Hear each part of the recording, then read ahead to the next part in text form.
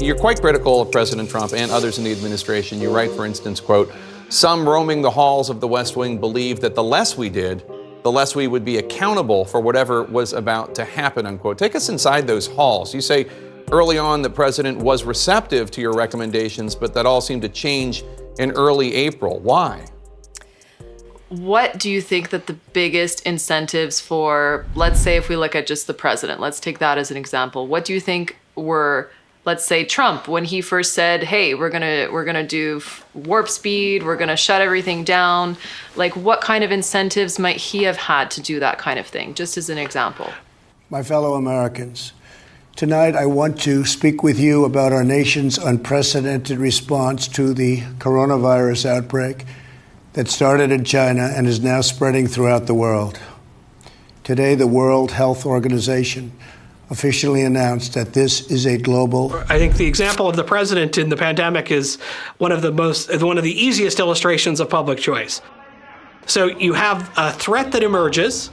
There are open questions about in the beginning, both the seriousness and how likely it is to affect the United States. And so presidents have incentives. The primary incentive of the president is for re-election. That's politicians. One of their primary motivations is they want to continue to be elected. Presidents in their first term are looking at re-election.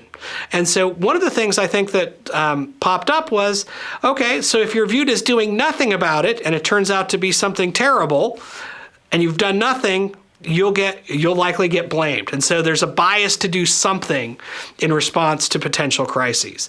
And that is one of the lessons I think we learned from a study done by James Harrigan and Joanne Harrigan on presidential rhetoric, is they have this strong tendency to want to do something. And so they respond to that. On top of that, there's also for presidents, there's also national security questions. So there is politicians are not simply unfeeling, entirely amoral or immoral individuals. They enter politics for a reason. Oftentimes those reasons include wanting to do what they think are good things. And so they're motivated to try to get it right from that perspective. And so they may listen to what they think is the best evidence. But they're facing all of these different competing things. So they want to be viewed as doing something. They don't want to be viewed as getting it wrong. And they're looking towards both their popularity and their reelection. So, for example, Trump was looking at reelection during the pandemic, and so he was wanting to do something because there was a clamor from the American public in the beginning of the pandemic that there was fear, there was uncertainty, and there was a push to want something done. Now, that flipped partway through the pandemic, and the risk changed for the president that people were tired of the sort of lockdowns and those things, those policies. Yeah. And so you watched the president's approach change as well, right in real time, as he was responding to what his incentives were. Now, at the same time, there's a second character in all of this that I think is worth talking about.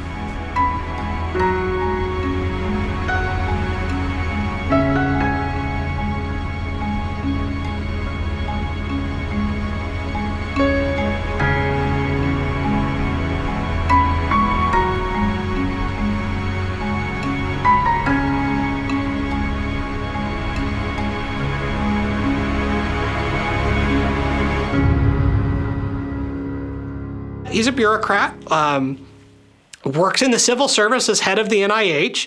His incentives are entirely different than the president's.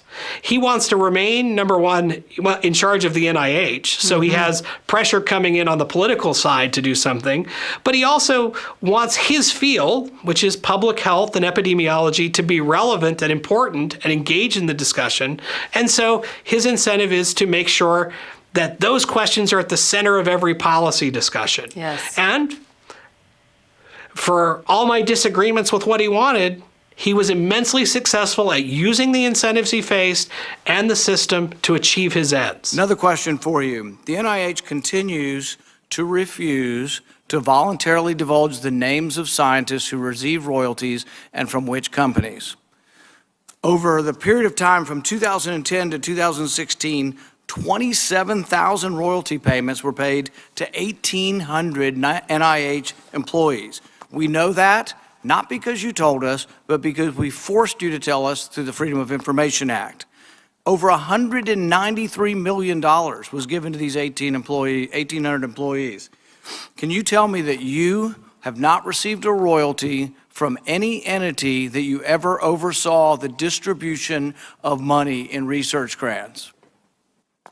Well, first of all, let's talk about royalties. That's the question. No, that's the question. Have you Oh, ever no, overseen, Senator, have you ever received a royalty payment from a company that you later oversaw money going to that company? You know, I don't know as a fact, but I doubt it. Well, here's the thing is, why don't you let us know? Why don't you reveal how much you've gotten and from what entities? And as a result, we see public health right in the middle of every discussion today. Yeah. Now that's problematic because it's pushed other things that people care about out.